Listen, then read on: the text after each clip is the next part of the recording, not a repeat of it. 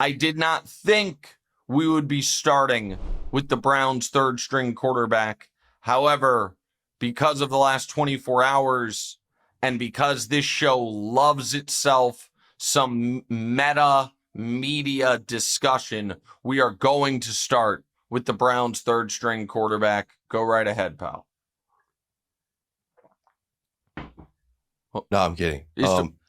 Joe Flacco's been benched. You tricked me. Hold on. I was about to say, DeMonte's mic's not working. I went to see if my headset got disconnected. That was really good. Mouthing of the words. You totally tricked me. All right, good job there. I mean, that's for watching. If you're watching on YouTube, you got the bit. If you're if you're listening to us on podcast, it doesn't really play, but good job. All right, go ahead. So Joe Flacco's been benched and Dillon Gabriel is the new quarterback one. And Shedeur responded to that news in a presser, and maybe Rex Ryan with a little bit of memeing or miming action. What are your take or your thoughts on this? Okay. So let me give the audience the very short history of this, okay?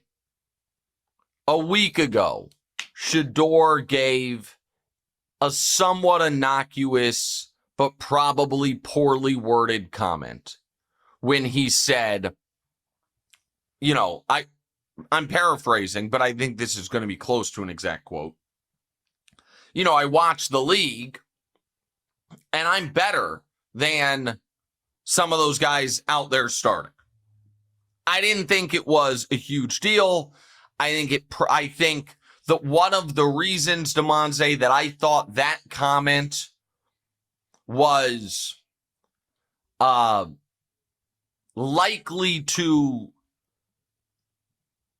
not go great for him was because one could argue the starting quarterback in the league playing the worst was his own. You know what? So if he was third string for the Bills and said, you know, I watched the league and, you know, I feel like I'm better than some of the guys starting. Yeah. I think the exact quote was, if you see the quarterback play in the league right now, I know I'm capable of doing better than that. Then I think it's less of a problem. When a lot of people felt like and feel like the Browns starting quarterback was playing the worst of everyone in the league, it could have been construed as an unintentional shot at Flacco. I don't think it was that at all, but it was just a little trickier of a spot. Does that part make sense? Yeah. What I'm describing there? Yeah. Okay. Then Rex Ryan goes on TV and makes a fool of himself. Yeah. Like every time I see Rex Ryan, he's just talking about how much someone sucks. Yeah. It's like the whole bit. It's that Russell Wilson can't play dead in a Western. And his career's over. They said he comes at people like they're the reason, you know, every problem in his life that he has. Like, yeah, I mean, I don't personally like that, his style. I'm just going to be transparent on this. I don't know Rex personally. I don't want, please, awful announcing, don't make this a Nick Wright eviscerates. I'm not trying to do that. I'm just being honest. I think Rex, like, goes on TV. It's like, this guy sucks. This coordinator's an idiot. I do a better job with that. Bang, I'm out of here. And so I just don't love that. Let me put it like this. He would not fit on First Things First. You know what I mean? But I mean, different styles for different folks, and I wouldn't fit on other shows, whatever. I'm really trying to be kind here, but be honest with my opinion. Pretty clearly, and one of the things he said two things that really struck me with the Shedeur commentary. One was he basically reported that Shedeur is not doing the work. He was like, get in there and study. If I know this, the whole league knows this. It's like, wow. Like, Rex Ryan elbowing Schefter off the breaking news beat. Like, I had not seen that reported anywhere. That Shedeur's been lazy or not paying attention to meetings. That would be news. But the other thing he said was, you know, shut up and dribble. Not quite shut up and dribble, but shut your mouth. So, Shedeur yesterday was asked about Dillon Gabriel being named the starter and about how he was not elevated to second string. Because that's the other piece of news here. It didn't go flat. Typically, if a veteran quarterback, not always, but I shouldn't even say typically, sometimes when a veteran quarterback is benched, he then goes to the bottom of the depth chart. He wasn't a veteran, but last year when Bryce Young got benched for Andy Dalton, that first game, Bryce wasn't the backup. You know what I mean? Like it was, he went all the way down the ladder, and then, so there was an opportunity that it was going to be Gabriel 1, Shedeur 2, Flacco 3. That ended up not happening. Just Gabriel and Flacco flipped, Shedeur stayed 3. He was asked about all of this, and he smiled and, in my opinion, looked like he always does, which is charming, and seemingly talked without talking, moved his mouth. And I actually wonder if I wonder if he was giving real answers. He was saying you know what I mean? In there. I mean, he was clearly, he wasn't like, just speaking gibberish. I don't know if the sentences were, a inaudible, I was told, on TV, they told me not to talk, so this is me not talking. Or I don't know if it was an inaudible, I'm happy for Dillon to be getting this opportunity, I'm still working hard. But he was clearly saying sentences, but they were dead silent. And the reason I wanted to start the show with it is because this is just a perfect moment for today's media and social media. Because if you want, which I don't want to do, to kill Shedeur, it's an example of just wanton immaturity. I don't want to kill Shedeur.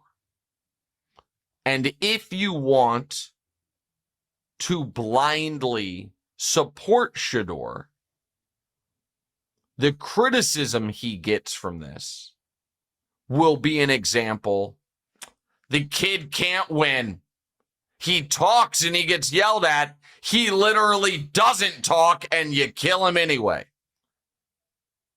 I don't want to do that either because I'm not an idiot. What every adult has a responsibility to set down for a moment their priors and to ask themselves this honest question. If Shedeur was your best friend, if he were your, I don't want to say son because Prime has, I think, not helped him on this, and I'll get to that in a second.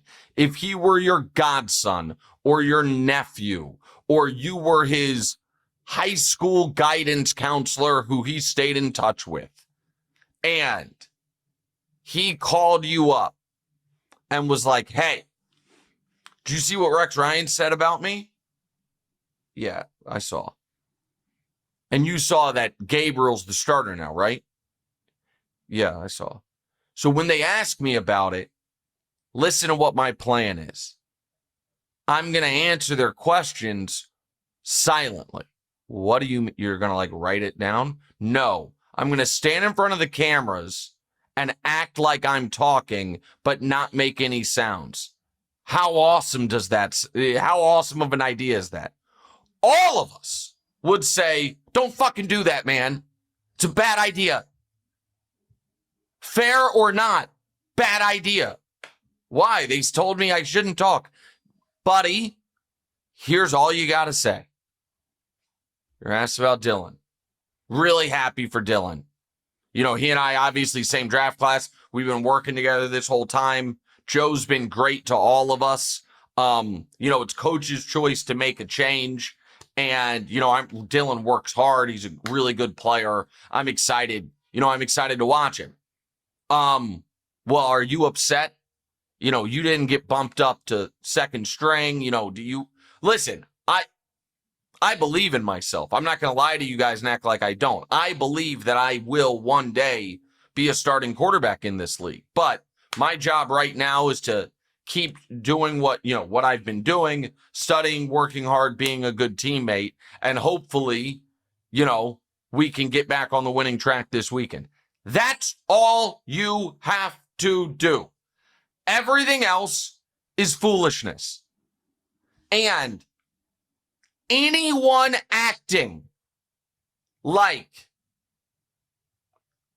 acknowledging that him doing a bit in the locker room in front of the media as the third string quarterback is good for him or smart or productive is a liar.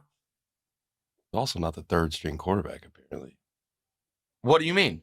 Well, it was Joe, and then it was Dillon, and then they moved him down below Joe again. Like, why did they do that? He is still third string.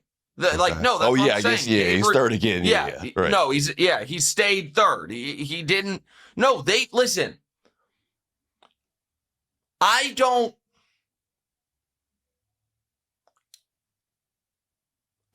know how he's looked at practice at this point. I don't know how he is in film study. I know that he played one preseason game, looked awesome, played another preseason game, looked bad.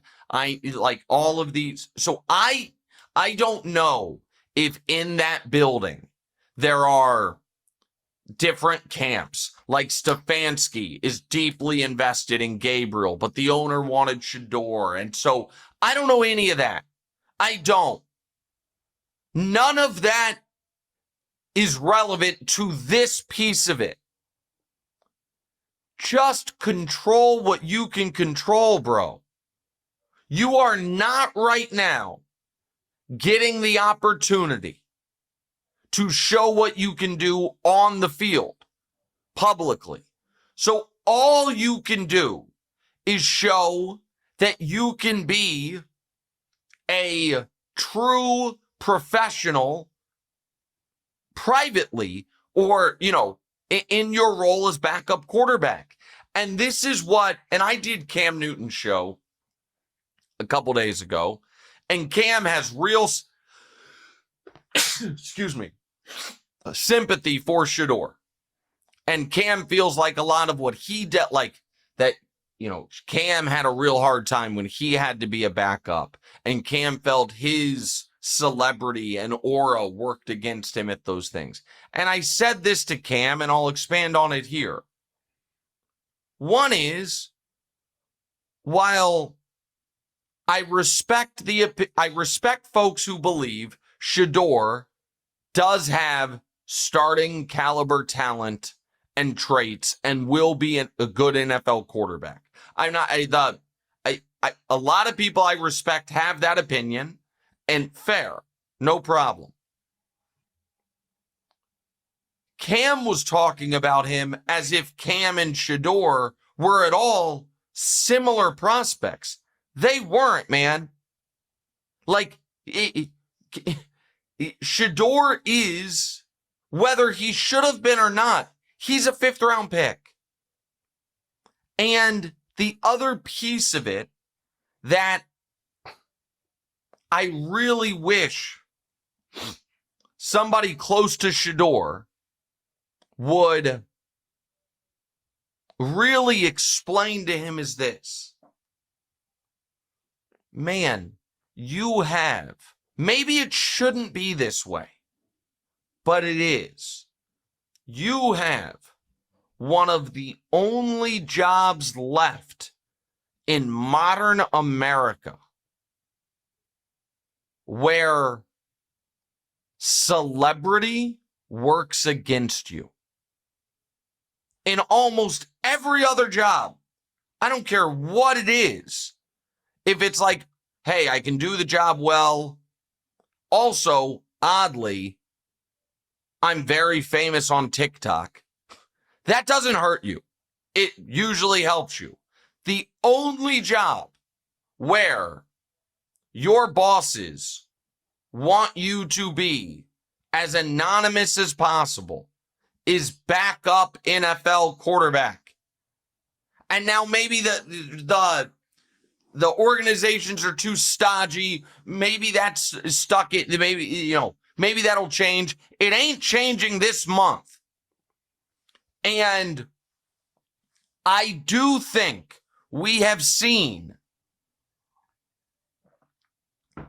over the course of these few months some of the reason that once teams, and this was the seminal moment, once he was not graded as franchise quarterback coming out of the draft, top 10, top 15 pick, and he was graded as backup who could one day compete to be a starter,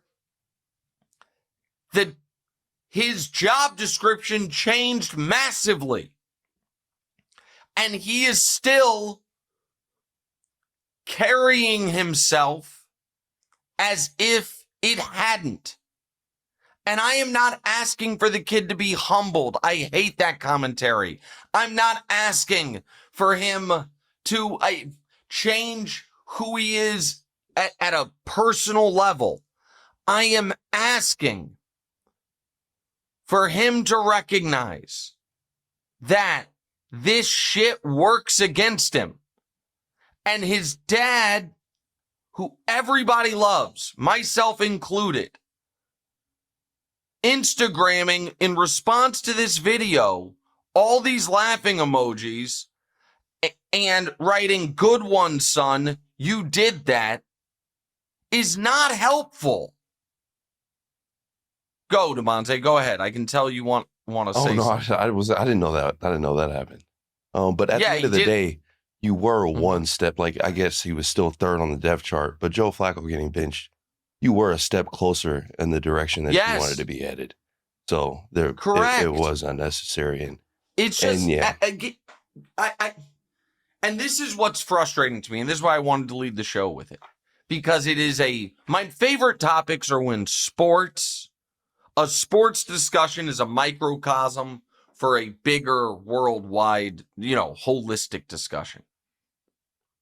There are going to be so many disingenuous fools that today try to act like, see, damned if you do, damned if you don't. You tell him to shut up, and then when he literally does, you criticize him for that too. As if we can't hold multiple thoughts in our head at the same time, and as if we're not all functioning adults that recognize he was running a bit. He's doing 45 seconds of stand-up in the locker room as the third string quarterback, when all you've got to do is not do a single thing that is going to add to the questions the media is going to ask Stefanski, and then bide your time, bro. Because Gabriel's not going to start the last 13 games. I don't think he's good enough. Listen, they are going to give Gabriel a real opportunity. There's no question about that. And Gabriel, they have a real investment in him. I just don't think Gabriel's good enough to run the table the rest of the way. So he should get a shot. He just has to be ready for it. I really think he is getting, and people thought this was patronizing when I said he's getting bad advice. They're like, he's a 23-year-old grown man. Shut up. DeMonte's 27. I give DeMonte professional advice all the time. I'm 40. I call my dad for advice on things. Like the idea that because 23 years you're good. Right, he's almost old enough to rent a car without paying the extra fee. He's beyond advice. Is just idiotic. Like, yes, he's allowed now at 23, he's his own man. He can make his own decisions. He can take the advice and throw it in the garbage. But the idea that you shouldn't have people in your life like, hey man, that's a mistake. And I really like him. The thing is this, I do think he's charming. I do think he's talented. I do think he is well-intentioned. But I think there is a protectionism. He right now, to me, is in a really, and they're not a similar player, but he is risking entering the Tebow zone of your biggest fans hurt you. Where because you are such a celebrity and because they have more, you are not only a person anymore, you are like a vessel for their own wants and desires, that works against you professionally. And Deion, and the last thing I'll say is this, and this is where like it's tough because you see your own kids through a parent's eyes. You know what I mean? And I get that. Deion's got to recognize, man, you could do this. Your son can't. Why? Because Deion's one of the greatest players in the history of the sport. And your son is not. And he doesn't, and you'd be like, well, Deion wasn't that until, no, Deion was. Deion was, Deion going into the draft was talking about, this team better not draft me, I'll bankrupt the bank. Like that, guess what? People are like, all right, he might be a lot to deal with, but did you see the 40-yard dash time? Did you see him locked down on the side of a field for 2 years at Florida State? Deion's like, I might play baseball too. They're like, we'll fly you out there, buddy. Whatever you want. Deion had two things going for him that are very important that Shedeur did not. One is he was a super duper star on the field.